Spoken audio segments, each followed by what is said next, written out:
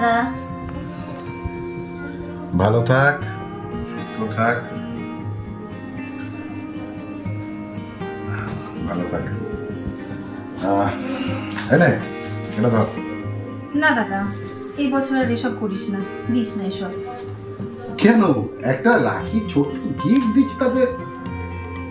আচ্ছা, যদি দিতেই হয় তাহলে একটা জিনিস চাইবো, দিবি বল? ঠিক আছে, বল কি চাই। তোর দাদা সবই দিতে পারবে। আগে কথা দে, বল দিবি। আবার কথা দিতে হবে। বেশ, চল কথা দিলাম, দেবো। আজ কত তারিখ তোর মনে আছে? হ্যাঁ, আজ তো 9 তারিখ। গেল বছর 9 তারিখ।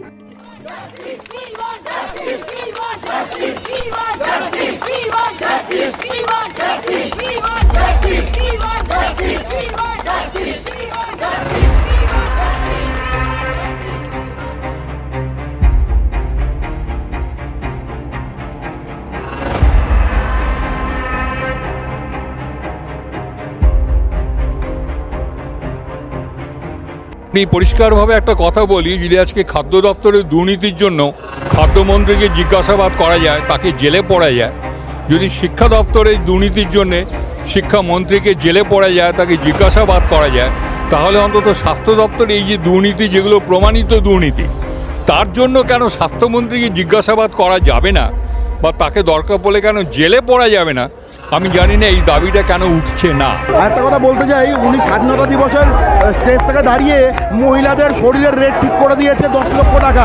আমি বলতে চাই, ওনার ভাইপোর বউয়েরও কি রেট 10 লক্ষ টাকা? যে ওনার ভাইপো আছে, ওনারও তো বাড়িতে মেয়ে আছে, মা আছে, বোন আছে, তাদের রেটও কি 10 লক্ষ টাকা? উনি আজকে আপামর বাংলার মেয়েদের রেট ঠিক করে দিচ্ছে যে ধর্ষণ হয়েছে, তার বাড়িতে 10 লাখ টাকা দিয়ে দেবো। 10 লাখ টাকা দিলে কি সব মিটমাট হয়ে যাবে? তোমার কিসের ভয়?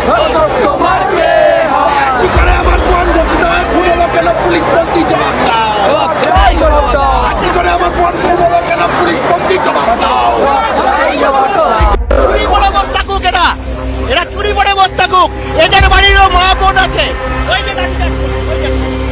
ওই যে বেরিয়ে লাঠিচার্জ করছে, নিচে লাঠিচার্জ করছে। কি না, আমরা মহিলাদের জন্য, সুরক্ষার জন্য আন্দোলন করার জন্য এসেছি। কারোর হাতে তো কোনো অস্ত্র নেই।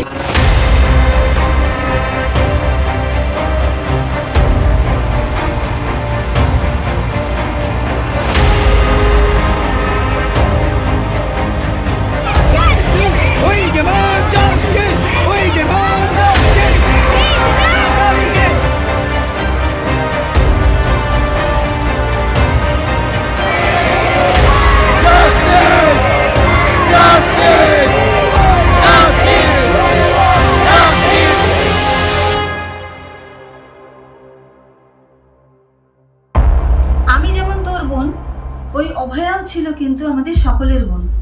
তাই আজকে অভয়ার মা বাবার ডাকে ওই নবান্নতে গিয়ে পায়ে পা মিলিয়ে ওই অভয়ার বিচার আমাদেরকে ছিনিয়ে আনতেই হবে। যদি গিফট দিতে হয় কথা দে, বিচার আমাদের দিবি। We want justice. ঠিক বলেছিস, উই ওয়ান্ট জাস্টিস।